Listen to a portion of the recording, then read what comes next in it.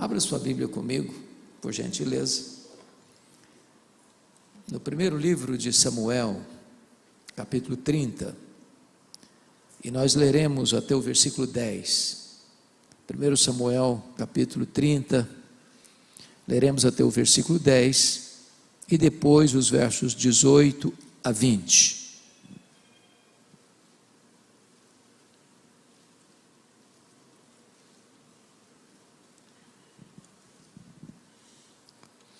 Peço a você que após a leitura não feche sua Bíblia para acompanhar comigo a exposição desse texto. Está escrito o seguinte: sucedeu, pois, que chegando Davi e os seus homens ao terceiro dia a Ziclague, já os amalequitas tinham dado com ímpeto contra o sul Ziclague, e esta ferido e queimado. Tinham levado cativas as mulheres que lá se achavam, porém a ninguém mataram, nem pequenos nem grandes. Então somente os levaram consigo e foram seu caminho. Davi e os seus homens vieram à cidade, e ele a queimada, e suas mulheres, seus filhos e suas filhas eram levados cativos.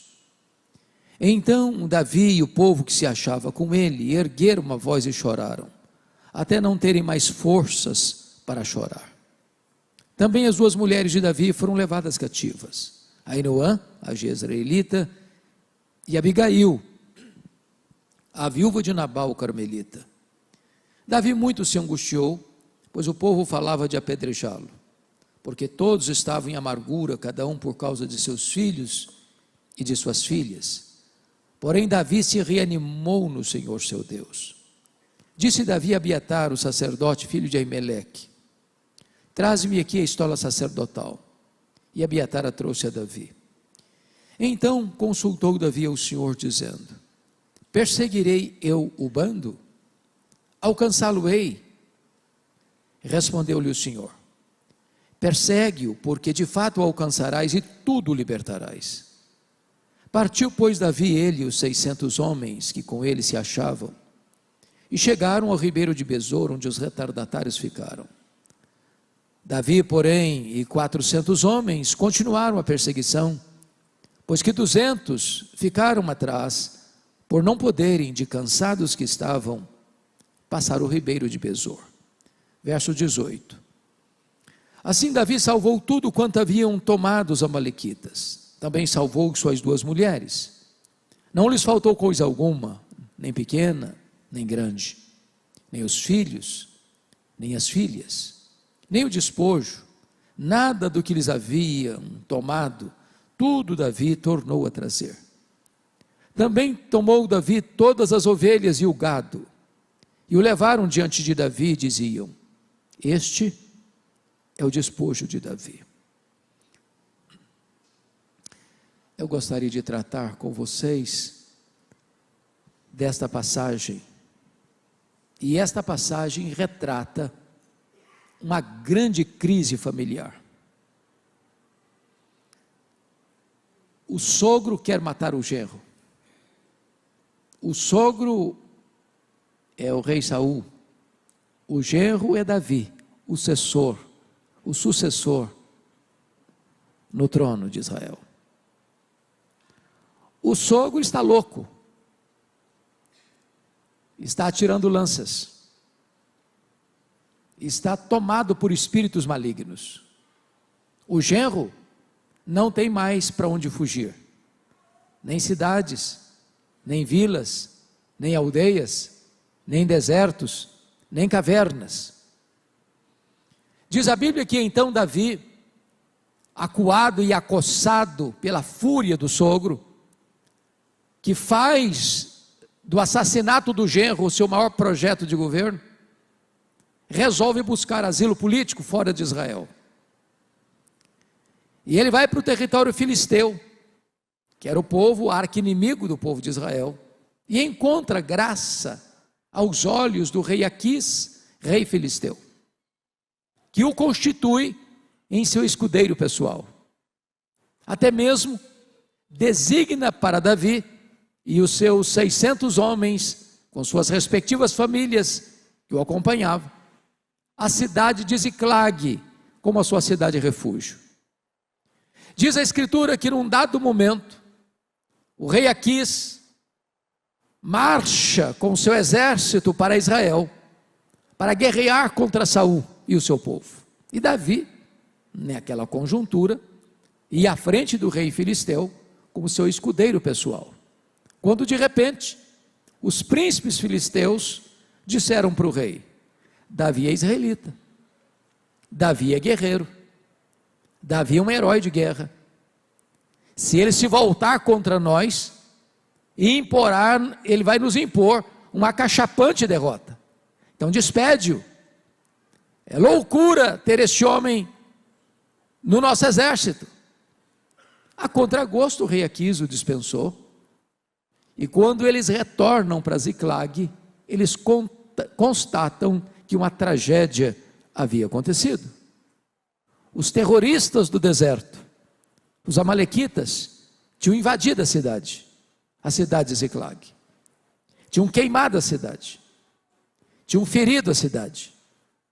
Tinham levado cativos os filhos, as filhas, as mulheres, o gado, tudo tinham levado embora, deixando um rastro de destruição, de dor e de opróbrio. Diz a Bíblia que quando Davi e os seus homens veem este cenário, eles choram até não terem mais forças para chorar. Diz a Bíblia ainda que os aliados de Davi se voltam contra Davi, cada um com amargura de espírito por causa de seus filhos e de suas filhas, e querem apedrejar Davi. Porém, Davi se reanimou no Senhor seu Deus, clamou a Deus em oração e perguntou: perseguirei eu o bando? Alcançá-lo-ei? E Deus responde: persegue Davi, porque tudo que o inimigo tomou de você, você vai trazer de volta. E diz a Bíblia que Davi foi, que Davi lutou, que Davi venceu, que Davi tomou tudo de volta, as coisas grandes, as coisas pequenas, os filhos, as filhas, as mulheres, os rebanhos, tudo Davi tornou a trazer de volta. Por isso, eu quero propor nesta noite o seguinte tema para nós: tomando de volta o que o inimigo levou. Esse texto, meus irmãos, não é apenas uma narrativa, não é apenas um enredo histórico, dramático. Esse texto é também para nós um emblema, um exemplo de uma luta espiritual, de todas as crises que assolam a humanidade hoje. Certamente a maior crise não é a pandemia,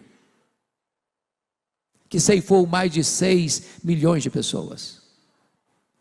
Não é a crise do petróleo, não é a crise econômica, não é a crise social. A crise mais aguda, mais perversa, mais dolorosa, de consequências mais funestas, é a crise da família. As outras crises muitas vezes decorrem desta.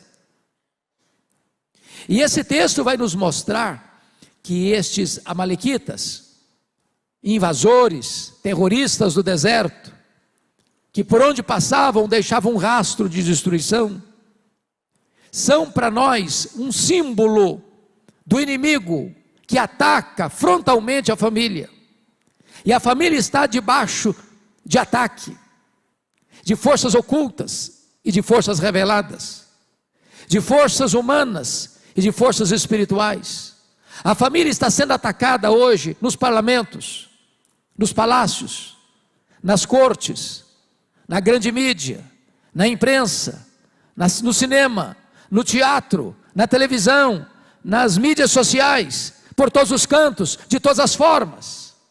Há uma orquestração contra a família, para destruí-la, para desconstruí-la, para jogar ao chão os pilares que sustentam a família.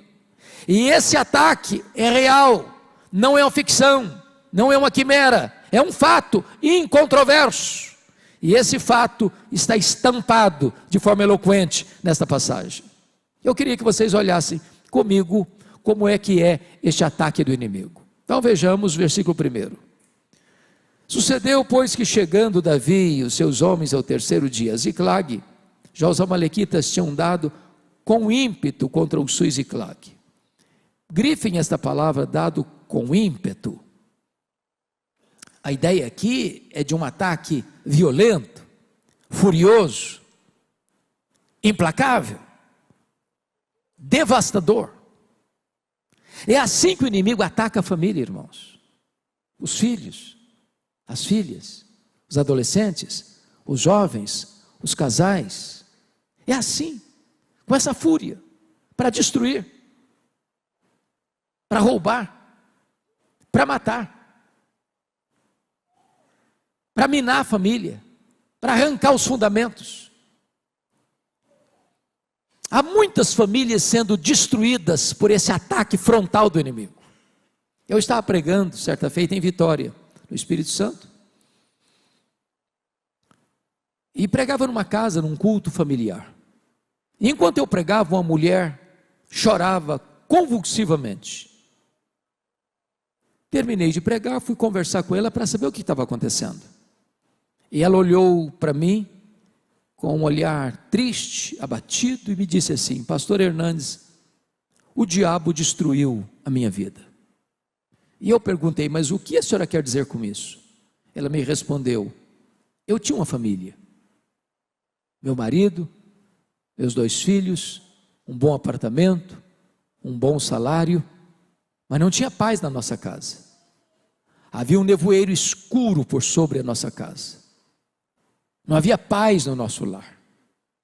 E ela me disse que um dia acordou assustada, com um grito alucinado dos filhos, e percebeu que o marido não estava do lado dela. Ela correu na direção do quarto, a porta estava trancada. Ela bateu, a porta não se abriu. Ela arrombou a porta e se deparou com um quadro horrível. O seu próprio marido estava apunhalando os seus filhos. E quando ela entrou no quarto, o marido enterrou o punhal sobre o próprio peito e caiu ensanguentado sobre os corpos sem vida de seus filhos. Ela me disse: pastor Hernandes, eu levei toda a minha família para o cemitério. O diabo destruiu a minha vida. Há muitas pessoas destruídas por esse ataque furioso do inimigo. Mas notem comigo ainda no verso 1, que está escrito o seguinte: que eles deram com ímpeto contra o sul Ziclague, e a esta ferido e queimado. Você queima estruturas, mas você fere pessoas. Há prejuízos financeiros, mas o mais doloroso é que pessoas são feridas nesse processo. E há muitas pessoas feridas hoje, feridas na alma, feridas na honra, feridas nas emoções, feridas fisicamente, traumas não tratados, experiências dolorosas vividas desde a infância por um abuso sexual que nunca foi superado, pessoas machucadas, porque foram agredidas verbalmente, moralmente, espiritualmente, fisicamente. Há muitas pessoas feridas, que embora estejam sorrindo, mas quando reclinam a cabeça no travesseiro, há uma dor que pulsa na alma, que lateja no coração. Há feridas ainda abertas e sangrando, que nunca foram fechadas, porque estão feridas. Eu nunca me esqueço de estar pregando na cidade de Patrocínio, certa feita, num congresso de médicos, de enfermeiros, médicas, enfermeiras, cristãos, cristãs. E uma enfermeira muito sorridente nos acolhia naquele congresso. Depois da minha primeira palestra, ela me chamou à parte e me fez uma pergunta inusitada. Ela me perguntou assim: o senhor está vendo esse sorriso bonito que eu tenho? E eu olhei para ela e disse: é claro, como não ver? E ela me disse: este sorriso é uma mentira. Por trás desse sorriso, eu carrego uma alma doente, enferma, aflita. Há dores na minha alma que nunca foram tratadas e curadas. Há muitas pessoas feridas. Certa feita, uma pessoa em Vitória me procurou e me disse assim: pastor Hernandes, o senhor não conhece a minha mãe, eu sou o filho primogênito. A minha mãe, desde que eu a conheci, é uma mulher muito triste, deprimida. Já levamos em médicos, psiquiatras, já consultamos psicólogos, já fez todo tipo de exame que o senhor possa imaginar. Nada, ninguém detecta a tristeza, a causa da tristeza da minha mãe. Ela é uma mulher de quase 80 anos. O senhor podia ir lá orar com ela? Eu disse: eu vou sim. Quando eu chego naquela casa, aquela senhora estava sentada num sofá, com um semblante abatido, com um olhar distante, e eu comecei a conversar com ela, a família reunida. Num dado momento ela disse assim: eu quero ficar sozinha com o pastor.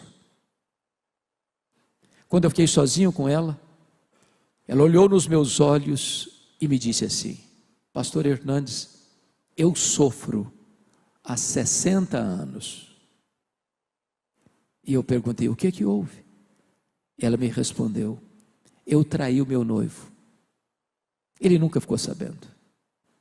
Eu já sou viúva há vários anos, mas aquele pecado está tão vivo na minha memória, como se eu tivesse cometido hoje de manhã. Eu vivo numa masmorra emocional, eu vivo num pelourinho debaixo do chicote da culpa. Eu não tenho paz. Eu chorei naquele dia, por ver aquela mulher 60 anos, ferida pelo inimigo. E eu falei para ela da graça de Deus, eu falei para ela do perdão que há em Cristo Jesus, eu falei para ela do poder que há no sangue de Jesus para nos lavar e nos purificar de todo o pecado. E naquela tarde, aquela mulher de quase 80 anos se rendeu aos pés do Salvador. A ferida foi fechada, o sorriso brotou nos seus lábios.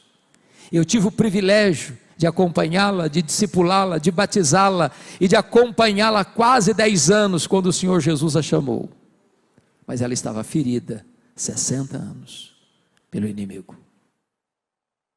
Notem comigo, amados irmãos, que quando o inimigo vem para atacar, o principal alvo dele é a família. É a família. Não tem igrejas fortes com famílias fracas. Não tem igreja saudável com famílias doentes. Não tem nação forte com famílias destruídas. Hoje, quando se tenta desconstruir os pilares da família, é um projeto de suicídio da nação. Você só tem uma grande nação com famílias fortes. O alvo do inimigo é atingir a família. Olhe comigo os versos 2 e 3. Versículo 2: tinham levado cativas as mulheres que lá se achavam. Olha comigo o final do verso 3: as suas mulheres, os seus filhos, as suas filhas eram levados cativos. Eu pergunto a vocês: que pai, que mãe pode estar bem se sabe que o seu filho, a sua filha está na mão do inimigo? Que marido pode estar tranquilo sabendo que a sua mulher está na mão do inimigo? Que mulher está bem se percebe que o seu marido está na mão do inimigo?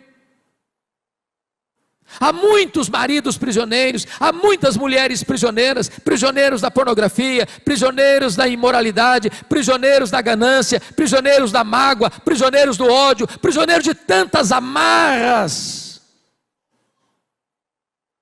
que tornam a vida um pesadelo. Um dia eu fui procurado por um moço, um senhor, jovem senhor, trabalhava na área da música na igreja. E ele me disse assim: pastor Hernandes, eu vim comunicar ao senhor que eu estou indo embora de casa. Estou deixando a minha esposa, deixando as minhas 2 filhas, deixando o ministério de música, deixando a igreja. Eu conheci outra mulher e quero viver essa aventura. Irmãos, eu usei todos os argumentos que eu podia usar. Era como se estivesse falando para uma parede de concreto. Não teve jeito. Ele foi embora. Deixou a igreja, deixou o ministério, deixou a esposa, deixou as filhas. Essa mulher com quem ele se relacionava estava ligada fortemente com Umbanda. E eu fui algumas vezes à casa dele visitá-lo, e tinha despachos aos demônios na casa dele. Chegou a ponto de ir para o cemitério à meia-noite, fazer despacho aos demônios. Tudo que eu falava para ele caía em ouvidos surdos. Um dia, entretanto, eu contei para ele uma experiência que eu tive na África do Sul, com a cultura dos Zulus. Os Zulus têm uma prática muito curiosa. Quando um rapaz começa a namorar com uma moça, ele dá para ela um lenço branco. Enquanto o namoro durar, a moça retém o lenço branco. Se porventura um dia o namoro terminar, ela tem que devolver o lenço branco para ele. Se não o faz, é como se ela estivesse tacitamente dizendo que quer pertencer a ele. E nós estávamos visitando a missão Kwasi Zabanto na África do Sul, quando ocorreu um fato de um rapaz abusar da ex-namorada. A família levou o caso às autoridades, e a primeira pergunta que as autoridades fizeram foi esta: você devolveu o lenço branco para ele? Ela disse não. Eles responderam: então nós não podemos fazer nada com esse rapaz, essa é a nossa cultura. Eu disse para aquele homem: você precisa devolver o lenço branco. Passaram-se algumas semanas, o telefone do meu gabinete tocou, era ele, e me disse: pastor, vem aqui em casa agora, eu vou devolver o lenço branco. Eu corri para lá. Quando eu cheguei, ele se assentou num sofá na minha frente, e eu confesso a vocês que eu nunca mais vi uma cena daquela. Aquele homem começa a tremer da cabeça aos pés. Esse homem começa a suar a roupa de tal maneira que a roupa dele ficou encharcada. E eu sabia exatamente a natureza da batalha espiritual que ele estava travando. E eu perguntei: você está pronto a devolver o lenço branco? Ele disse: pastor, eu preciso. E eu disse: então você vai pegar uma caixa e jogar aqui dentro dessa caixa tudo que você tem de feitiçaria dentro dessa casa. E ele começou a trazer correntes, patuás, velas, aventais, e encheu aquela caixa de todas aquelas quinquilharias. Eu disse que nós vamos levar isso para o quintal. Eu vou jogar 1 litro de álcool nesses objetos, e nós vamos queimar esses objetos, a semelhança do que Paulo fez em Éfeso com os livros de magia, para mostrar que você está rompendo com essas práticas. Eu joguei 1 litro de álcool naqueles objetos, levamos para o quintal, ele riscou o palito de fósforo e não pegou fogo. Ele riscou o segundo palito de fósforo, não pegou fogo. E ele deu uma gargalhada cavernosa e disse: não vai pegar fogo. E eu respondi: vai pegar fogo sim, em nome de Jesus, porque agora quem vai riscar o palito de fósforo sou eu. E quando eu risquei o palito de fósforo, o fogo pulou naquela caixa, e esse homem deu um grito desesperador e caiu desacordado aos meus pés. Eu clamei pelo nome do Senhor Jesus, e Deus o trouxe à consciência, com o coração arrependido e quebrantado. Estava prisioneiro nas mãos do inimigo.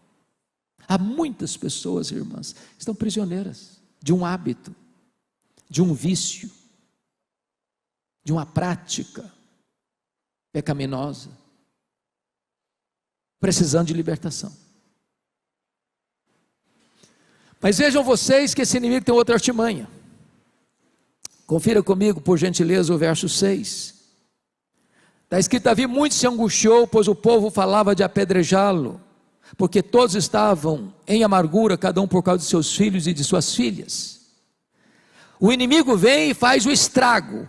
Ele queima, ele fere, ele sequestra, ele escraviza, e agora ele joga uns contra os outros. É assim que ele faz. O marido começa a acusar a esposa começa a acusar o marido, a nora acusa a sogra acusa a nora, o pai acusa o filho acusa o pai, e em vez da família se unir para enfrentar o verdadeiro inimigo, a família começa a entrar num pé de guerra.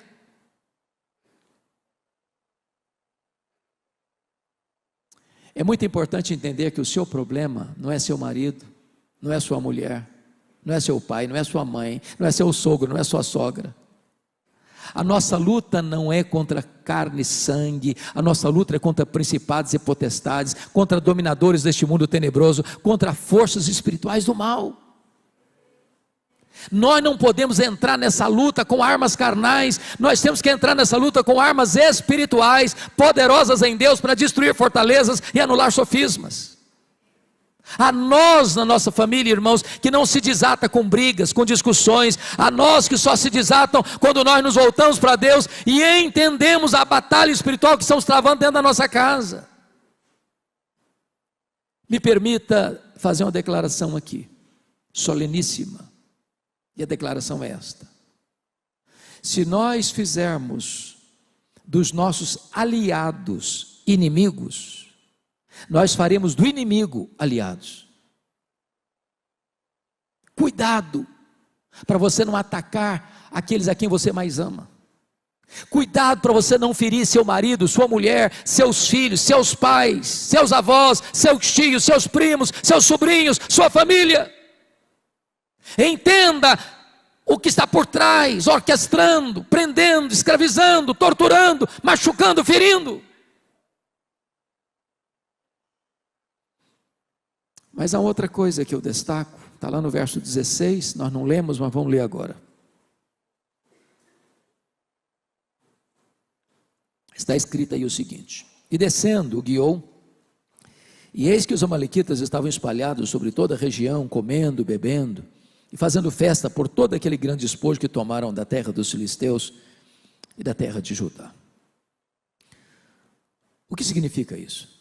Significa que quando o inimigo consegue alcançar alguma vantagem sobre a sua vida, ele vai celebrar isso.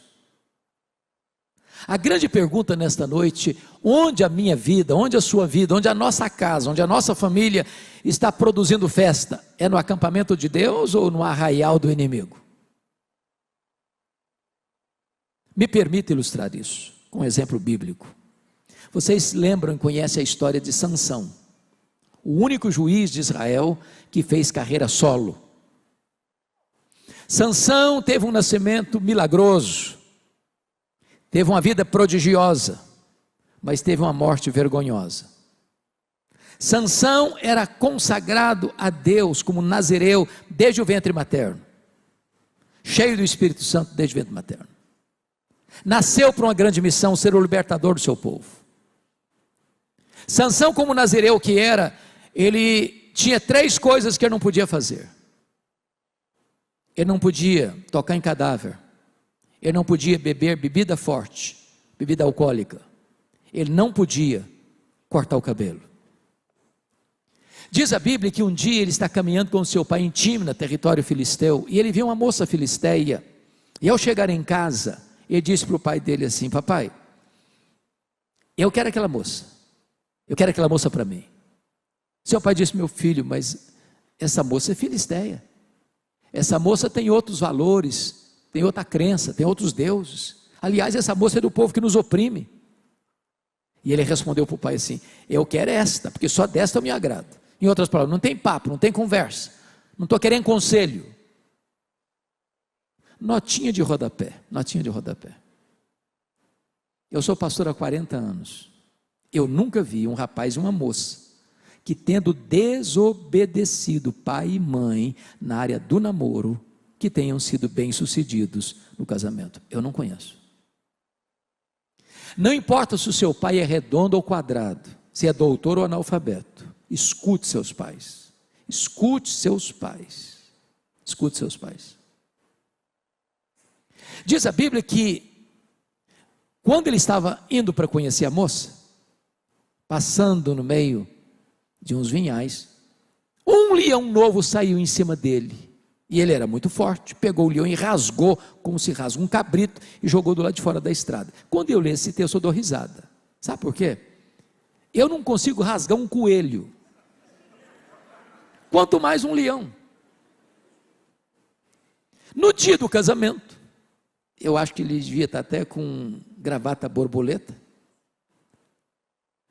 uma roupa bem chique, passando por lá, lembrou-se da cena, e saiu do caminho, e lá no leão morto, já estava em estado já de sequidão. Tinha um enxame de abelhas dentro da caveira do leão morto. Ele enfiou a mão lá dentro, pegou um favo de mel, começou a chupar e ainda deu para o pai e para a mãe. Ali ele quebrou o primeiro voto de nazereado. Ele não podia tocar em cadáver. Ele procurou doçura no que estava podre. Ele procurou prazer no que era proibido e pecaminoso. Diz a Bíblia que ele vai para a festa. E está escrito em Juízes que ele deu uma festa. E nós colocaríamos um adjetivo, de arromba. Sabe por quê? Porque não quis ser diferente dos moços da sua época. Em outras palavras, Sansão não teve peito para dizer o seguinte: eu sou nazireu, a minha festa tem que ser diferente. Ele não teve coragem de assumir a posição que ele era de um homem consagrado a Deus. E ali ele quebra o segundo voto de nazireado. Ele não podia beber bebida forte, mas ele fez uma festa não de acordo com a sua vocação, o seu chamado, a sua vida espiritual, mas para agradar a etiqueta social do povo filisteu. Notinha de rodapé de novo. Ô irmãos, eu tenho rodado o Brasil, e eu não sei como é que é aqui em Santo André, mas o que eu tenho visto por aí é que a festa de casamento dos crentes está se transformando numa vergonha. Você tem um culto lindo na igreja, um sermão maravilhoso, uma música maravilhosa, e você vai para um requintado cerimonial, e ali o pau quebra. A música que rola lá não tem nada a ver com Deus, mas não. Bebida alcoólica se serve todas. As luzes se acendem e o povo de Deus cai na pista de dança e volta para casa com as pernas bambas, bêbados. Ou a igreja evangélica brasileira põe o pé no freio, ou ela se seculariza e ela quebra a sua consagração a Deus. Tem crente que diz: não, pastor, mas vai ser muito chato você fazer um casamento, uma festa, vai ter o doutor fulano de tal lá, tem autoridades importantes da cidade lá. Ô irmãos, quem disse que eu preciso copiar o mundo para fazer uma festa chique e bonita? Quem disse que se você não tiver bebida alcoólica, você não pode fazer uma festa belíssima? O que é mais importante? É preservar a nossa consagração a Deus ou agradar o mundo? Sansão quebrou o seu segundo voto ali.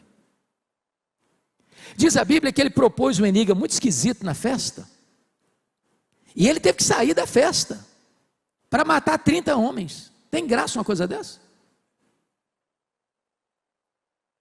Ele ficou tão irritado que quando ele terminou essa matança, ele não voltou para a festa não, ele voltou para a casa do pai dele. A hora que bateu o saudade da mulher dele, porque nem lua de mel tinha tido ainda, ele vai lá, na suposição de que vai encontrar a mulher dele. Quando chega lá, o sogrão dele tinha dado a mulher dele para outro homem. Devia ir para o livro dos Guinness, nem lua de mel teve. Ele se irritou com aquilo, queimou a campina dos filisteus. Os filisteus pegaram o povo judeu israelita, falando: não entrega esse camarada. E eles pegaram Sansão, amarraram Sansão, e ele se livrou das amarras e matou 1000 filisteus com a queixada de jumento, e fugiu para a cidade de Gaza. E diz a Bíblia que lá ele se deitou com a prostituta, um homem de Deus. Um abismo chama outro abismo. Ele sai de Gaza com o portão da cidade nas costas e com o pecado da cidade no coração, e vai deitar no colo de Dalila e vai tornar a brincar. Na 4ª vez que ele brincou, ele ficou preso. Cortaram o cabelo dele, o Espírito de Deus se retirou dele. Sansão significa sol, luz. Vazaram os olhos dele, ele ficou cego. Ele era o libertador, foi cativo. Não levaram-no para um templo religioso que adorava a Deus, não. Levaram-no para o templo de Dagon. E lá eles zombaram de Deus, zombaram de Sansão. E aquele que deveria ser o libertador do povo de Deus foi motivo de festa no arraial do inimigo, porque não levou Deus a sério. Onde a nossa vida está produzindo festa? Bom, se eu terminasse a mensagem aqui, nós sairíamos aqui desesperados. A grande pergunta agora nesse texto, na segunda parte da mensagem, é o que é que Davi fez quando constatou que o inimigo estava cirandando com a família dele e com as famílias dos homens que o acompanhavam. A primeira coisa que Davi fez está no versículo 4, confira comigo. Quando eles chegaram em Ziclag e viram a cidade queimada, viram a cidade ferida, viram a cidade saqueada, e viram os filhos, as filhas e as mulheres prisioneiros, diz a Bíblia que eles choraram até não terem mais forças para chorar. Irmãos amados, às vezes nós estamos lutando com a nossa família, com os olhos enxutos demais, com o coração seco demais. Qual foi a última vez que você chorou pela sua família? Às vezes as famílias estão chorando hoje com os dramas de Netflix, das séries de Netflix. Ou porque o seu time predileto levou uma goleada.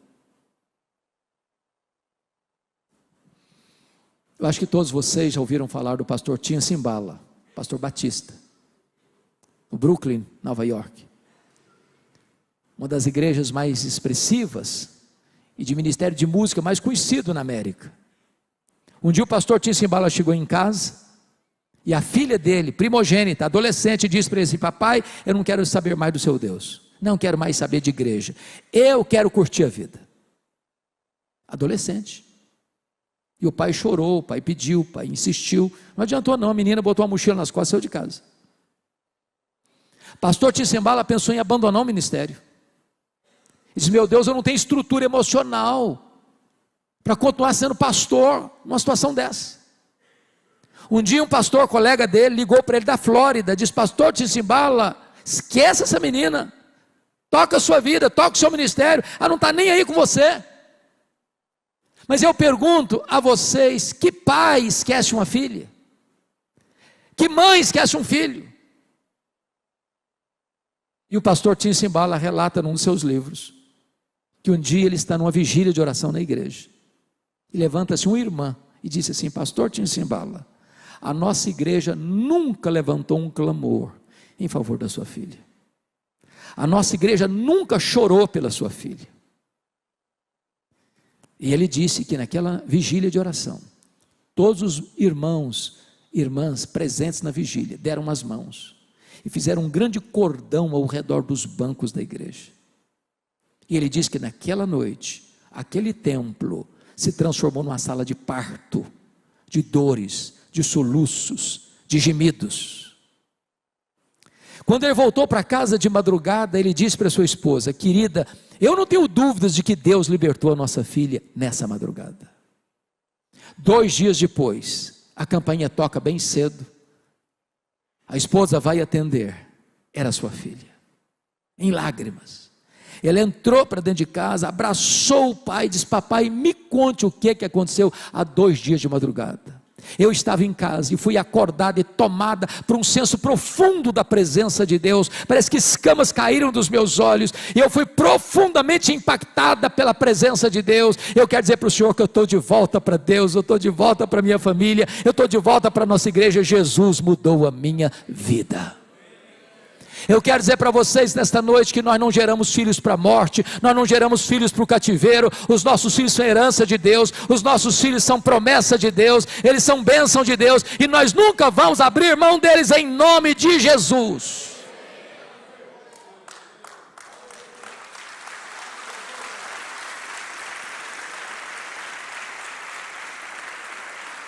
A segunda coisa, irmãos amados, que Davi fez, está no versículo de número 6.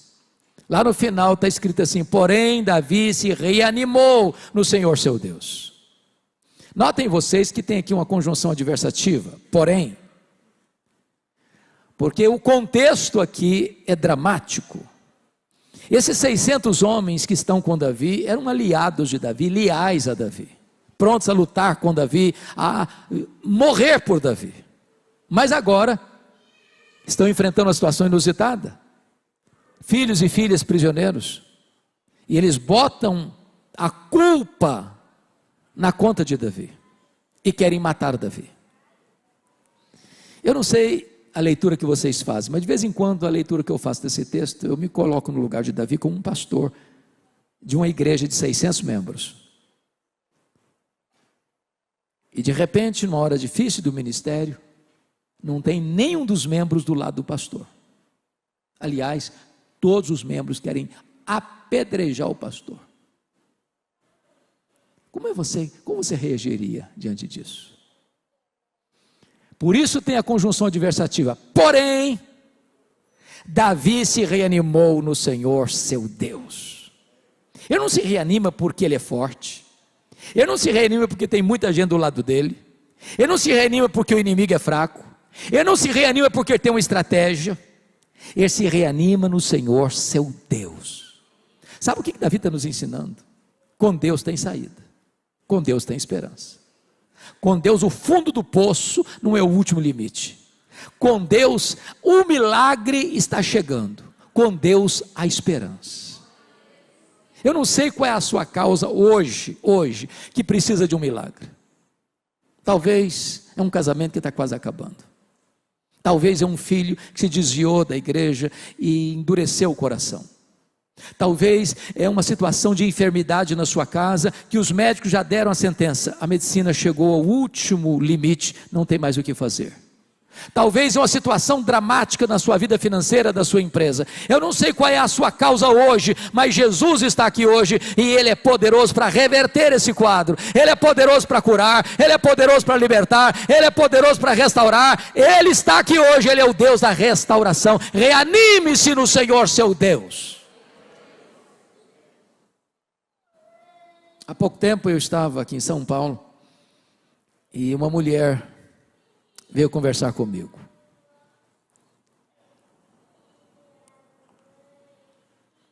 Na verdade, ela veio me fazer uma comunicação. Ela disse: pastor, eu vim comunicar ao senhor que eu estou me divorciando. Eu tomei um susto. Eu jamais podia esperar isso. E eu perguntei assim: mas você está divorciando por quê? Ela me fuzilou com o olhar e disse: secou. Eu falei: precisa botar a legenda ou está claro? Eu perguntei: secou? Uai, mas se secou, minha filha, tem esperança. O professor está doido. Eu falei: tem. A Bíblia diz que a vara seca de Arão floresceu. E Jesus, para fazer florescer esse sentimento que está seco no seu coração, falou: o senhor endoidou. Estou falando para o senhor que morreu. Falei: morreu? Uai, minha filha, então tem esperança? Você não leu na Bíblia que Jesus ressuscita os mortos? Pois é, ressuscita esse sentimento que está morto no seu coração. Falei: pastor, o senhor ficou doido mesmo. Estou falando: o senhor que acabou, não tem mais nada. Acabou, está entendendo? Acabou. Falei: acabou? Uai, mas tem esperança então, hein? Você não leu na Bíblia que Deus chama a existência as coisas que não existem? Pois é, pode chamar a existência até o que tem, não tem mais nada aí. Então você vai fazer o seguinte: não vai divorciar agora não, você vai orar comigo. Vai orar comigo por um tempo. Depois você volta aqui. Passado 15 dias a mulher voltou. Disse: pastor, acabou a vontade de divorciar. Deus está tratando da minha alma, Deus está curando o nosso casamento. Quer dizer para você que com Deus tem esperança. Reanime-se no Senhor, seu Deus. Mas a terceira coisa que Davi fez, ele não reagiu no Senhor, seu Deus, com bravatas. Não. Versículos 7 e 8. Diz que reagiu no Senhor, seu Deus, e buscou a Deus em oração. E meus irmãos, a oração de Davi aqui é uma das mais curtas da Bíblia, uma das mais simplórias da Bíblia. Porque a oração dele consiste de duas perguntas: perseguirei eu o bando, alcançá-lo-ei, se fosse hoje, em nome de Jesus, amém. Traduzindo a oração de Davi, o que ele está orando? Ele está dizendo o seguinte: Deus, eu estou levando de goleada do inimigo. Vou aceitar passivamente a decretação da derrota ou eu vou reagir? Vou me conformar ou eu vou reagir? Vou jogar a toalha ou vou reagir? Vou desistir ou vou reagir? E Deus respondeu para ele: reage, Davi, porque tudo que o inimigo tomou de você, você vai trazer de volta. O nosso Deus é o Deus da restituição. Não jogue a toalha não, não entregue os pontos não. Todo mundo vai dizer para você: essa causa está perdida, esse problema não se resolve, esse casamento não tem mais jeito, esse filho não vai ter conserto mais, essa família não tem mais jeito não. Eu quero dizer para você que tem jeito sim, para Deus tem jeito sim, com Jesus tem jeito sim, a resposta sim, a vitória sim. Lute, meu irmão, não deixe nada do que Deus lhe deu nas mãos do inimigo. Agora preste atenção, o que Deus promete é vitória e não ausência de luta. O que Deus promete é chegada certa e não caminhada fácil. Porque diz a Bíblia que dos 600 homens, 200 ficaram para trás de cansados que estavam. Mas se você tem a promessa, você não vai desistir. Se você tem a promessa, você vai até o fim. Persevere, lute, ore e tome tudo de volta. Diz o texto que Davi foi, que Davi lutou, que Davi venceu, que Davi tomou tudo de volta. As coisas pequenas, as coisas grandes, os rebanhos, os filhos, as filhas, as mulheres, nada ficou nas mãos do inimigo, tudo Davi tornou a trazer. O seu Deus é o Deus da restituição. A pergunta que eu faço para vocês nesta noite é esta: o que é que um dia Deus lhe deu que foi tomado pelo inimigo? Talvez o romantismo no casamento, talvez os elogios na família, talvez o diálogo e o respeito dentro de casa, talvez assentar-se ao redor da mesa para um bom bate-papo, umas boas gargalhadas. Talvez a leitura da Bíblia, talvez o altar da oração, talvez o prazer e o deleite em Deus. O que é que foi tirado de você, que você precisa tomar de volta? Esta noite é uma noite de restituição. Me permita encerrar remetendo vocês ao livro de Êxodo, porque este é o livro mais relevante da Bíblia no que concerne a batalha espiritual. E esse texto que estamos considerando está dentro do contexto de uma grande luta espiritual. O Egito é um símbolo do mundo, Faraó é um símbolo do diabo, a escravidão é um símbolo do pecado, e o Êxodo é um símbolo da redenção. Quando Moisés estava retirando o povo do Egito, Faraó tentou 4 alternativas para reter o povo na escravidão. A primeira tentativa está lá em Êxodo 8, 25. Faraó disse para Moisés: não precisa ir embora não, adore a Deus no Egito mesmo, levanta altares aqui, para que ir embora? Essa é uma proposta muito sedutora, mas muito perigosa. Você quer ser crente? Não tem problema não. Você quer ir para a primeira igreja batista de Santo André? Tem problema não. Para que mudar de vida? Agora você é crente, levanta altar no Egito mesmo. A resposta de Moisés foi categórica: Egito é lugar de escravidão. Nós estamos saindo aqui no nosso lugar, estamos indo para Canaã, lá é o nosso endereço. Aí o faraó partiu para a segunda proposta, está lá no capítulo 8, versículo 28. Tá bom, vocês podem ir embora, mas não vá muito longe não, vão ficar aqui por perto, vão ser bons vizinhos. Quando sentirem saudades do Egito, façam um turismo por aqui, curta o melhor dos dois mundos. Você é crente, no domingo você vai para a igreja, celebra, levanta a mão, adora a Deus. Durante a semana você toca a sua vida como você sempre tocou. Isso é uma proposta perigosíssima. Do crente secularizado, do crente que é dono do seu coração de segunda a sábado, para fazer suas negociatas, suas concessões, para ir lá para o Egito e desfrutar do Egito, e tentar ao mesmo tempo servir a Deus, com o coração dividido, com a alma dobre. Fora diz, não, vão ser bons vizinhos, não, nós vamos embora. Aqui não é nosso território não, aqui não é nosso lugar não, e nós não vamos voltar não, aqui é terra de escravidão, estou indo embora. Aí vem a terceira proposta, capítulo 10, versos 10 e 11. O faraó diz, tá bom, pode ir embora, os cabecinhas brancas, pode tudo ir embora.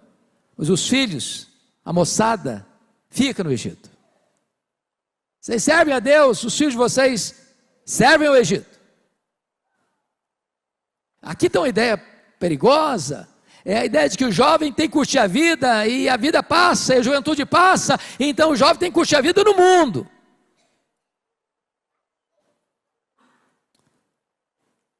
Há um tempo bem distante, já há alguns anos, bons anos, pastor, eu fui convidado para pregar numa das grandes cidades brasileiras, uma das maiores igrejas evangélicas da cidade.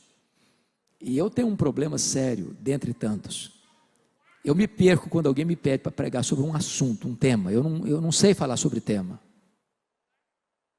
Eu consigo um pouquinho expor um texto, mas falar sobre um tema eu me perco.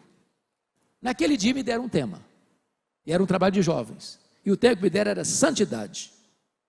Eu cheguei, preguei o sermão todo animado, até achei que eu fui mais ou menos razoavelmente bem no sermão. Quando eu terminei, um grupo de jovens me pegou pelo braço, literalmente, e assim, muito carinhosamente me levou para uma sala. E o líder dos jovens botou o dedo no meu nariz e disse assim, você é um homem retrógrado, você está pensando o quê? Nós somos jovens universitários. Qual é o problema da gente ir para a boate? Qual é o problema da gente tomar nossa cervejinha no sábado à tarde, no sábado à noite? Somos jovens, a juventude passa, a gente sabe o que faz, somos maduros, no domingo estou na igreja, qual é o problema? Eles quase me bateram. Eu fiquei acuado. Eu disse, jovens, foram vocês que me convidaram, e eu já estou indo embora também.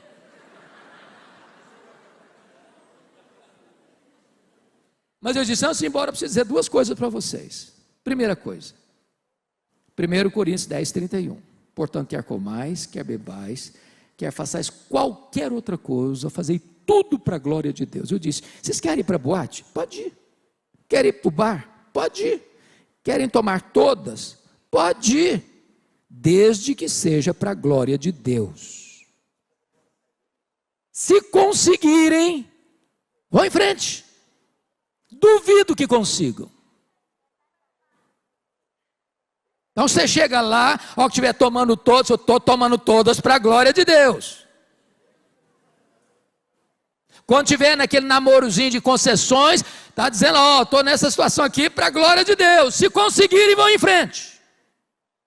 E eu tenho uma segunda coisa para dizer para vocês. Colossenses 3,17. E tudo que fizerdes, seja em palavra, seja em ação, fazei-o em nome do Senhor Jesus, dando por isso graças a Deus Pai. Então, da próxima vez que vocês forem para a boate, você tem que dizer o seguinte, Senhor Jesus, eu estou aqui em teu nome, e louvado seja Deus que eu estou tomando todas. Se conseguirem, vão em frente. E até logo. E saiu mais depressa, porque eles queriam me bater mesmo. Irmãos, pastor tem um sério problema, pastor tem amnésia. Pastor às vezes esquece as coisas. 10 anos depois, querido, sem malícia nenhuma, eu recebi um convite para pregar na mesma igreja. Quando eu chego, falei, meu Deus, foi aqui. E quando eu estou chegando na porta, uma mulher me fez a pior pergunta que se pode fazer para um pastor. Nunca faça essa pergunta para um pastor. Ela olhou para mim e perguntou assim, o senhor lembra de mim? Essa pergunta você não faça para um pastor, que você vai constrangê-lo. Eu olhei para ela, tornei a olhar, olhei de novo. Falei, ô minha irmã, só me perdoe, mas não lembro. Não lembro não.